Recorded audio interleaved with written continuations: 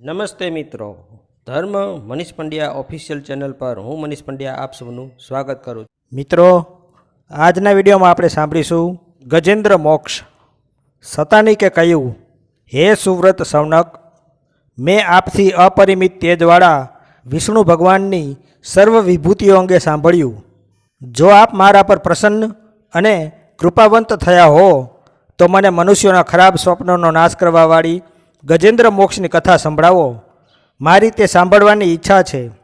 હે મહાભાગ, હે ભાર્ગવ, સ્વપ્નાદિમાં જે શુભાશુભ દેખાય છે તે પોતાના ગુણ પ્રમાણે ફળ આપે છે. તો મનુષ્યને અતિ શુભ ફળ આપે, દુઃસ્વપ્નનો નાશ કરે એવી પુણ્યકારક કથા મને સવિસ્તાર કહી સંભળાવો.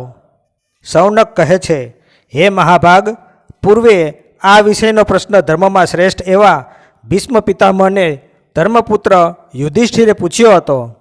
ભીષ્મ કહે છે, હે પુંડરીકાક્ષ, હે વિશ્વભાવન, આપનો જય થાવ. હે મહાપુરુષ ઋષિકેશ, હું આપને નમસ્કાર કરું છું. સર્વના દેહમાં રહેવાવાળા, સર્વના આદિપુરુષ, સત્ય સ્વરૂપ, એકાક્ષર ઓમકાર સ્વરૂપ, વ્યક્તાવ્યક્ત સ્વરૂપવાળા, સ્થૂળ સૂક્ષ્મ સાકાર નિરાકાર આદિ સર્વેના કરતા, અવિનાશી, પરબ્રહ્માદિક, સર્વ ઇન્દ્રિયોના સ્વામી, મંગળ સ્વરૂપ એવા ભગવાન વિષ્ણુને નમસ્કાર કરીને વ્યાસજીએ કહેલી આ કથા હું તમને સંભળાવું છું, જેને સાંભળવાથી મનુષ્યના સર્વ પાપનો નાશ થાય છે. શ્રી નારાયણ સમાન દેવ કોઈ થયા નથી અને થશે પણ નહીં. ઓમ નમો નારાયણ. આ જ મંત્ર સર્વ સિદ્ધિ આપવાવાળો છે. આથી અન્ય મંત્રો કે વ્રતોની જરૂર મને લાગતી નથી. મહર્ષિ પરાશર અને ગંધવતીથી ઉત્પન્ન થયેલા અતિ જ્ઞાની, પરમ ઉદાર, સર્વશાસ્ત્રના જ્ઞાતા અને આત્મજ્ઞાની પુરુષ, જેમની કૃપા વડે હું નારાયણની આ કથા કહું છું, તે અત્યંત તેજવાળા ભગવાન વ્યાસજીને હું નમસ્કાર કરું છું. એકવાર વૈશંપાયન પુરાણની કથામાં બેઠા હતા. ત્યારે જન્મેજય રાજાએ એક પ્રશ્ન વૈશંપાયનને પૂછ્યો હતો. જન્મેજયે પૂછ્યું, હે માનદ, મનુષ્ય કયો જપ કરે તો તે પાપથી મુક્ત બની શકે છે, સુખ મેળવી શકે છે, ખરાબ સ્વપ્નનો નાશ થાય છે અને પુણ્ય મળે એવી કઈ કથા છે? તે સાંભળવાની હું ઈચ્છા રાખું છું. વૈશંપાયને કહ્યું, હે જન્મેજય, સર્વશાસ્ત્રમાં નિપુણ એવા ભીષ્મ પિતામહ પાસે જઈને રાજા યુધિષ્ઠિરે નમ્રતાપૂર્વક પૂછ્યું, હે ભરતવંશમાં શ્રેષ્ઠ, ખરાબ અને ભયંકર સ્વપ્ન આવતા હોય તો મનુષ્ય કોના મંત્રનો જપ કરે, કોનું સ્મરણ કરે, પ્રભાતે ઉઠી કોને નમસ્કાર કરે, કોનું ધ્યાન કરે, પૂજવા યોગ્ય કોણ છે? હે ભીષ્મ પિતામહ, પરમ કૃપાળુ પરમાત્માની આ કથા મને કહો. ભીષ્મ પિતામહે કહ્યું કે રાજન, દુઃસ્વપ્નના દર્શન ટાણે મનુષ્યએ જે શાંતિદાયક જપ કરવાનો છે તેનું હું વર્ણન કરીશ. ભગવાન શ્રી કૃષ્ણએ ગજેન્દ્રનો મોક્ષ કર્યો હતો. તે પુણ્ય કથા હું તમને કહું છું, તે સાંભળો. સૂર્યના પ્રકાશ જેવી કાંતિવાળા પર્વતોના રાજા સુમેરુ સર્વરત્નોથી ભરેલો અત્યંત શોભાવાળો ત્રિકૂટ નામે છે. તે પર્વતના શિલાતળી ક્ષીરસાગરના પાણીને લહેરો અને ઉગ્ર મોજાઓ વડે ધોવાઈને નિર્મળ રહે છે. અને દેવ ઋષિના ગણથી સેવિત પર્વત સમુદ્રને ચીરીને બહાર આવ્યો લાગે છે. અપ્સરાના ગણથી વીંટાયેલ ગંધર્વો, કિન્નરો, યક્ષો, સિંહો, ચારણો, સર્પો, મૃગો, વાનરો, મદમસ્ત હાથીઓ આદિથી તેનું શરીર શોભે છે.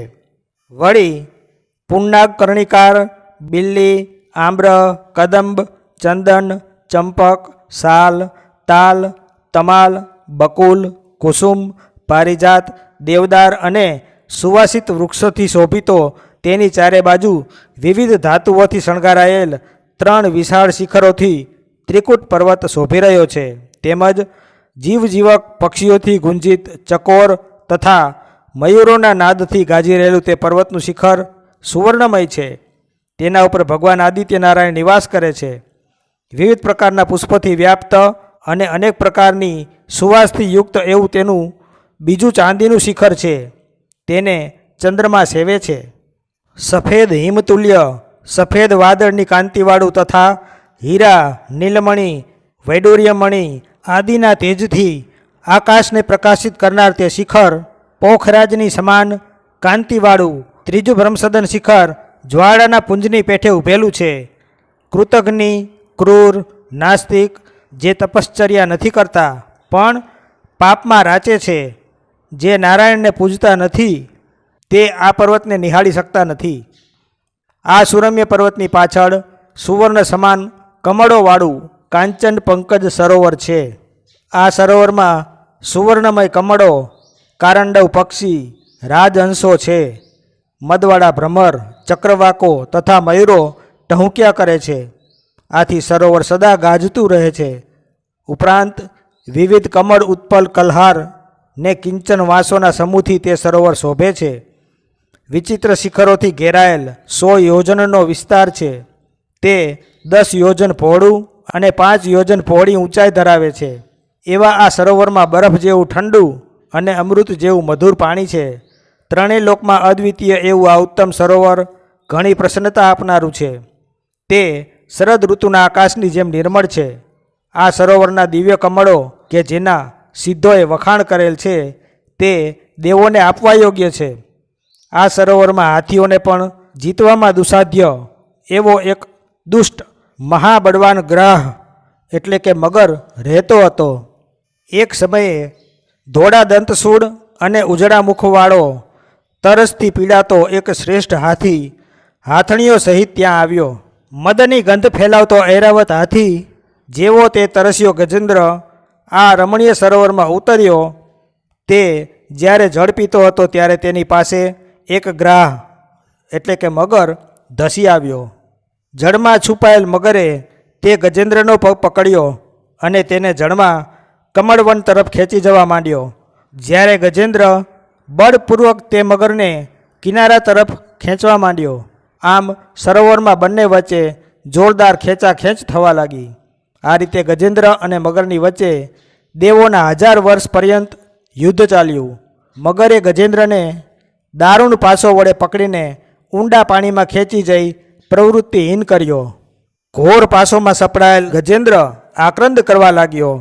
ઉત્સાહ રહિત, વ્યથિત અને નિરાશ થયેલ આ ગજેન્દ્ર મનમાં શ્રી હરિનું ચિંતન કરવા લાગ્યો. શરણાગતની રક્ષા કરવાવાળા પરમાત્માને શરણે જઈ પરમાત્માને મનથી પ્રાપ્ત થયો. જન્મ જન્માંતરના ભક્તિના અભ્યાસથી તે ગજેન્દ્ર વિશુદ્ધ અંતરાત્મા વડે વિષ્ણુ ભગવાનની ભાવપૂર્વક ભક્તિ કરવા લાગ્યો. તે ગજેન્દ્ર ભગવાન કેશવની પૂજા કરવા લાગ્યો. દિશાઓ જેમના હાથ, સ્વર્ગ જેમનું મસ્તક છે, પૃથ્વી પગ, આકાશ ઉદર છે, સૂર્ય ચંદ્ર નેત્ર છે, જે અંતરહિત મેઘ જેવા રંગના અને સર્વ પ્રાણીઓના આત્મા છે, જે શંખ, ચક્ર, ગદા અને પદ્મને ધારણ કરેલ છે, જે સહસ્ત્ર નામવાળા છે એવા શ્રી જનાર્દન ભગવાનનું એ મનથી ધ્યાન ધરવા લાગ્યો. તેણે સૂંઢથી કમળ ઉપાડી જનાર્દનને અર્પણ કરી પૂજા કરી. ત્યાર પછી પોતાની વિપત્તિ દૂર કરવાની ઈચ્છાથી એ ભગવાનની સ્તુતિ કરવા લાગ્યો. ગજેન્દ્રએ કહ્યું, હે પ્રભુ, જગતના મૂળ કારણ સ્વરૂપ, કોઈથી જીતાય નહીં એવા, સર્વના આદિ બીજા સ્વરૂપ, મહાત્માઓએ ગ્રંથો દ્વારા જેમનું મહત્ત્વ દર્શાવ્યું છે એવા અને ધર્મનું રક્ષણ કરવાવાળા, ગૂઢ સ્વરૂપવાળા, ગુણરૂપ અને ગુણધર્મવાળા, આચિંત્ય પ્રભાવવાળા, અનુપમ એવા આપને હું વારંવાર નમસ્કાર કરું છું. શિવ સ્વરૂપ, પ્રશાંત ચિત્ત, નિશ્ચિત, મહાયશવાળા સનાતન અને પુરાણ પુરુષ, જગતના સ્થાપક, દેવોના અધિપતિ, પરમાત્મા સ્વરૂપ, જેમની નાભીમાં સ્થિત છે એવા જ્ઞાન યોગના પ્રતિપાદક એવા શ્રી પરમાત્માને હું નમસ્કાર કરું છું. વિશ્વના ઈશ્વર, પ્રકાશમાન મંગળ સ્વરૂપ, અવિદ્યાનો નાશ કરનારા, દેવતાઓના પણ દેવ એવા પરમાત્માને હું નમસ્કાર કરું છું. વેદ જ જેનું સ્થાન છે, મહા ઉદરવાળા, સિંહ સ્વરૂપે અસુરને મારનારા, બ્રહ્મા, ઇન્દ્ર, રુદ્ર, મુનિ અને ચારણો આદિ વડે જેમની સ્તુતિ કરવામાં આવે છે, સર્વદેવોમાં ઉત્તમ, વરદાન દેવાવાળા અવિનાશી, શેષ નાગની સયા પર આસન કરનારા, દૂધ, સુવર્ણ, પોપટ અને શ્યામ મેઘની ઘટા જેવી કાંતિવાળા, પિતાંબરધારી, મધુ કૈટભ દૈત્યનો નાશ કરનારા, સુંદર મુકુટવાળા, જેમની નાભિકમળ પર બિરાજમાન બ્રહ્મા વડે સ્તુતિ કરતા એવા વિચિત્ર આભૂષણધારી પરમાત્માને હું નમસ્કાર કરું છું. પરલોક તેમજ અન્ય લોકના આશ્રય સ્વરૂપ, રાવણના નાશ માટે પ્રયત્ન કરનારા રામ સ્વરૂપ, ધીર પુરુષમાં શ્રેષ્ઠ એવા ભગવાનને નમસ્કાર છે. પદ્મના આસનવાળા, મણિકુંડળને ધારણ કરનારા, કંસનો નાશ કરનારા, શિશુપાલને મારનારા, ગોવર્ધન સ્વરૂપ એવા શ્રી દામોદર ભગવાનને હું નમસ્કાર કરું છું. બ્રહ્માના સ્થાન, દેવલોકના સ્થાન, સ્વયં ઉત્પન્ન થનારા, મહાવરાહ સ્વરૂપ, નિર્વિકાર, અવ્યક્ત દેવલોકના સ્વરૂપ, આદિદેવ યુગને અંતે બાકી રહેલા સર્વંતર્યામી એવા શ્રી નારાયણ વાસુદેવને હું શરણે જાઉં છું. જેને મહર્ષિઓએ અદ્રશ્ય, અચ્છેદ્ય, અનંત, અવ્યય, બ્રહ્મમય તથા સનાતન કહે છે. જે વરાહ પૃથ્વીને ચીરીને સમુદ્રમાંથી બહાર નીકળી પૃથ્વીને રસાતલમાંથી બહાર લાવીને પોતાના શરીરને ધૂણાવવા લાગ્યા, આવા લોકના અંતઃકરણમાં વાસ કરનારા શ્રી હરિની મુનિઓ સ્તુતિ કરે છે. યોગીઓના ઈશ્વર, સુંદર અને વિચિત્ર મસ્તકવાળા જ્ઞેય સ્વરૂપ, પ્રત્યક્ષ રૂપ, પ્રકૃતિથી પર, ક્ષેત્રણ સ્વરૂપ, કાર્યકારણાત્મક, અપ્રમેય, સુવર્ણ સમી ભુજાવાળા, નાભીમાં કમળ ધારણ કરવાવાળા, મહાબળવાળા, દેવતાઓમાં ઉત્તમ એવા શ્રી પરમાત્મા વાસુદેવને હું શરણે જાઉં છું. કિરીટ, બાજુબંધ આદિ સુવર્ણથી જેના સર્વ અંગો અલંકૃત છે એવા પિતાંબરધારી, ભક્તિરૂપી સુવર્ણથી ચિત્ર વિચિત્ર માળાને ધારણ કરવાવાળા, સંસારને ઉત્પન્ન કરનારા, વેદના જ્ઞાતાઓમાં શ્રેષ્ઠ, સૂર્ય, ચંદ્ર, અગ્નિ, મુનિઓ જેને બ્રહ્મ અને ધીર પુરુષ અવિનાશી કહે છે, જે સર્વવ્યાપકની કથા શ્રવણ કરીને મનુષ્ય મૃત્યુના મુખમાંથી છૂટી જાય છે, એવા ઉત્તમ ગુણોથી યુક્ત સનાતન લોકગુરુ શ્રી પરમેશ્વરને હું નમસ્કાર કરું છું. અને વસ્તુ જેના પ્રકાશથી ઝળહળે છે, યોગ સ્વરૂપ, સાંખ્યશાસ્ત્રમાં સર્વોત્તમ, સર્વજ્ઞ અને અચ્યુત એવા શ્રી ભગવાનને હું શરણ છું. જેના વક્ષસ્થળમાં શ્રી વત્સનું ચિહ્ન છે, અભયના પ્રદાન કરવાવાળા, જેની ખરીમાં મધ્યગત મેરુ પર્વત પથ્થરની જેમ ખણખણે છે, તેવા શ્રી વરા ભગવાનને હું નમસ્કાર કરું છું. સર્વ પ્રાણીઓની ઉત્પત્તિવાળા, પ્રકૃતિના ત્રણેય ગુણોથી રહિત, સંગરહિત, સંન્યાસીઓની પરમગતિ સ્વરૂપ ગુણોના અધ્યક્ષ, અવિનાશી, પરમપદ સ્વરૂપ ભક્તવત્સલ, શરણ આપનારા એવા ભગવાનને હું શરણે જાઉં છું. 3 પગલાં વડે પૃથ્વીને ભરનાર, 3 લોકના સ્વામી, સર્વના પ્રપિતામહ, જ્ઞાન યોગાત્મક મહાત્મા, આદિદેવ, અજન્મા, વ્યક્ત અવ્યક્ત સ્વરૂપ, સનાતન, અનંત સૂક્ષ્મ, બ્રહ્મવેદ વિષ્ણુ ભગવાનને હું શરણ છું. પાર વગરના પ્રકાશવાળા, સર્વ દેવોના દેવ, સૂક્ષ્માતિ સૂક્ષ્મ સ્વરૂપ, લોકતંત્ર વિભૂતિવાળા, પ્રકૃતિથી પર, 1000 મસ્તકવાળા અને વેદ પારંગત એવા ભગવાનને હું પ્રણામ કરું છું. હે પુંડરીકાક્ષ, હે ભક્તજનોને ભયરહિત કરવાવાળા, આપને નમસ્કાર છે. હું આપને શરણે આવ્યો છું, મારું રક્ષણ કરો. જ્યાં સુધી હું કમળદન સમાન સુંદર નેત્રોવાળા શ્રી જનાર્દન ભગવાનનું સ્મરણ નથી કરતો, ત્યાં સુધી આ સંસાર સાગરમાં મને ચિંતારૂપી દુઃખ થઈ રહેલ છે. ભીષ્મ કહે છે, હે રાજન, તે ગજેન્દ્રની ભક્તિનું ચિંતન કરી અને સકળ સ્તુતિને શ્રવણ કરી ચક્ર તથા ગદાને ધારણ કરનાર ભગવાન તરત જ તેના પર પ્રસન્ન થયા. દેવોમાં શ્રેષ્ઠ એવા શ્રી વિષ્ણુ ભગવાન ગરુડ પર ચડી એ સરોવરની પાસે પધાર્યા. સર્વ પ્રમાણોથી અગોચર મધુસૂદન એવા શ્રી ભગવાને મગરે પકડેલા તે ગજેન્દ્રનો તથા તે મગરનો જળાશયમાંથી તરત જ ઉદ્ધાર કર્યો. ગંધર્વોમાં ઉત્તમ એવો હુહુ દેવલ ઋષિના શાપને લીધે મગર યોનિને પામ્યો હતો. તે આ પ્રમાણે શ્રી ભગવાનથી મુક્તિ પામી સ્વર્ગે ગયો. હે રાજન, હવે હું બીજો ગુહ્ય વિગત કહું છું, તે સાંભળ. યુધિષ્ઠિર પૂછે છે, એ ગંધર્વને મહાત્માનો શાપ શા કારણથી થયો તે મને આપ કહો. ભીષ્મ બોલ્યા, સંગીત તથા વાદ્યમાં પ્રવીણ હા હા અને હુહુ નામના 2 ગંધર્વ હતા કે જેઓ મુનિથી શાપ પામ્યા. તે એક વખતે ઇન્દ્રની સામે સુંદર કેળવાળી ઉર્વશી, મેનકા, રંભા અને બીજી અપ્સરાઓ નૃત્ય કરી રહી હતી. ત્યારે ઇન્દ્રસભામાં તે બંને ગંધર્વો ગાયન કરતાં કરતાં અંદર અંદર સ્પર્ધા કરવા લાગ્યા. તેઓ ઇન્દ્રને કહેવા લાગ્યા, હે સુરશ્રેષ્ઠ, અમારા ગીતોના લક્ષણો જાણી આપ કહો કે અમારામાં ગાવા બજાવવામાં ઉત્તમ કોણ છે? ઇન્દ્રએ અભિપ્રાય આપ્યો કે તમારા બેના ગાયનવાદનમાં કોઈ મને શ્રેષ્ઠ જોવામાં આવતો નથી. તો પણ તમારી આ શંકાનું સમાધાન દેવલ નામના શ્રેષ્ઠ મુનિ જ કરશે. ઇન્દ્રની વાત સાંભળી તેઓ ઇન્દ્રને પ્રણામ કરી પોતાના જયની ઈચ્છાથી દેવલ ઋષિના આશ્રમે ગયા. ત્યાં જઈ તેઓ નમસ્કાર વંદનનો વિવેક કર્યા વિના મુનિને કહેવા લાગ્યા, હે બ્રાહ્મણોમાં શ્રેષ્ઠ, તમારી સમક્ષ અમને ઇન્દ્રએ મોકલ્યા છે, માટે અમો બંનેની ખાતરી કરી અમો બંનેમાંથી એકને વિજયી જાહેર કરો. પછી બંનેએ મધુરતાથી ગાયન વાદન કરવા માંડ્યું. પણ મુનિને મૌન હોવાથી તેઓ ગાયન વાદન સાંભળ્યા છતાં મુનિ કંઈ જ બોલ્યા નહીં. તેથી બંને ગંધર્વો દેવલ મુનિ પર ગુસ્સે થઈને બોલ્યા, આ તો મૂર્ખ છે, તે ગાયન વાદન અંગે કંઈ જ જ્ઞાન ધરાવતા જ નથી. ગંધર્વોની આ વાત સાંભળી દેવલ મુનિ ક્રોધથી ઊભા થઈ કહેવા લાગ્યા, આ મૂઢ બુદ્ધિવાળા દુષ્ટાત્મા હુહુને ગ્રાહ એટલે કે જૂડનો જન્મ પ્રાપ્ત થાય, અને હાહા તું પૃથ્વી પર પર્વતની ખીણોમાં ગજેન્દ્ર થઈને રહે.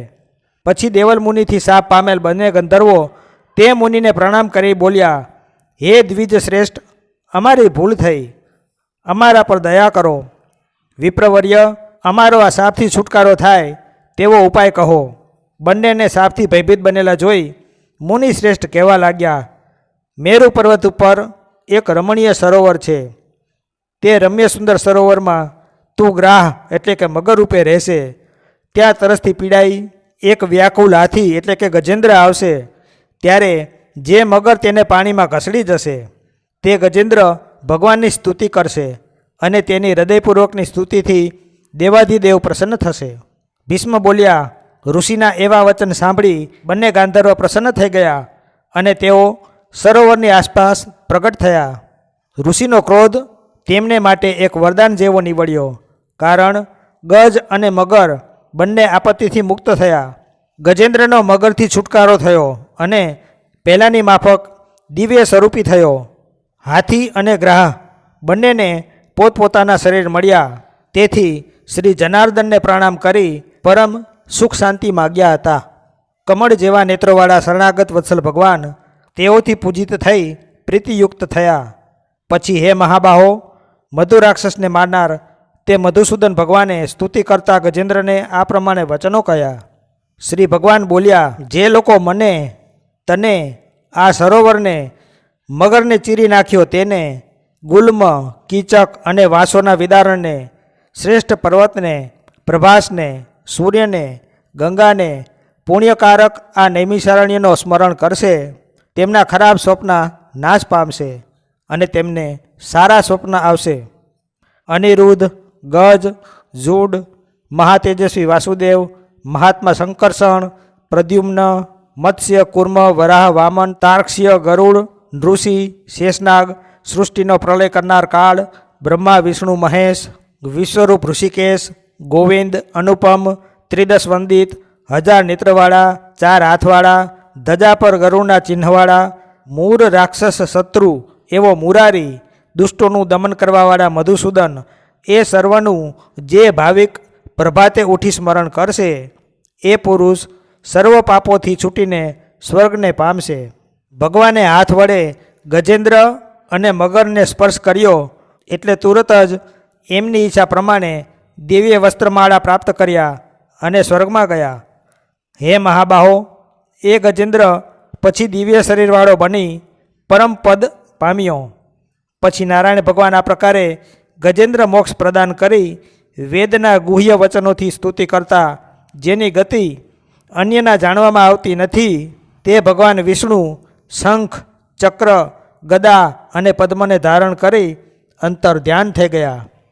વૈશંપાયન બોલ્યા, હે મહાબાહો, કુંતીપુત્ર યુધિષ્ઠિરે આ ગજેન્દ્ર મોક્ષને સાંભળી પોતાના ભાઈઓ અને વેદ પારંગત બ્રાહ્મણો સાથે દેવોના દેવ મધુસૂદનની પૂજા કરી. ગજેન્દ્ર મોક્ષની વાત સાંભળી વિસ્મયચકિત પ્રફુલ્લિત નેત્રવાળા મહાભાગ્યવાન ઋષિઓ પાવન થઈ ગયા. તેઓએ હાથ જોડી વેદ ગુહ્ય, પુરાણ પુરુષ, અજ સર્વોત્તમ અને સુંદર પદ્મનાભને વંદન કર્યું. હે મહાબાહો, પુણ્યકર્મી નર કદાચ ઘોર દુઃસ્વપ્ન જુએ તો આ પવિત્ર કલ્યાણકારક ગજેન્દ્ર મોક્ષના શ્રવણથી તેના પાપનો નાશ થાય છે. હે રાજન, માટે હરિનું શરણ પ્રાપ્ત કરી સર્વ પાપથી મુક્ત થઈને તું પરમપદને પ્રાપ્ત થયો છે.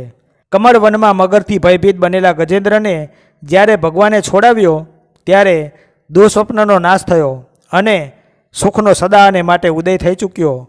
તે શ્રી હરિદેવોના નાથ, સુર અસુર વડે જેના ચરણ કમળ પૂજાયેલ છે તે લોકગુરુને હું નમું છું. ગજેન્દ્રના શરણથી તેની મુક્તિના કારણભૂત પુરુષ શ્રેષ્ઠને સ્તુતિથી દિવ્ય દેહ રૂપે ગાવામાં આવેલા ભગવાન નારાયણના આ સ્તોત્રનો જે પુરુષ દરરોજ પાઠ કરશે તેના દુઃખોનો નાશ થશે અને અંતકાલ સુધરી જશે. જેના ધર્મના મૂળ બહુ દ્રઢ છે, જેના સ્કંદ વેદ છે, પુરાણ જેની મજબૂત શાખાઓ છે, યજ્ઞ જેના ફૂલ છે અને મોક્ષ જેના ફળ છે, એવા મધુસૂદન વૃક્ષનો જય થાવ. બ્રાહ્મણોને પૂજવા યોગ્ય તે દેવને નમસ્કાર.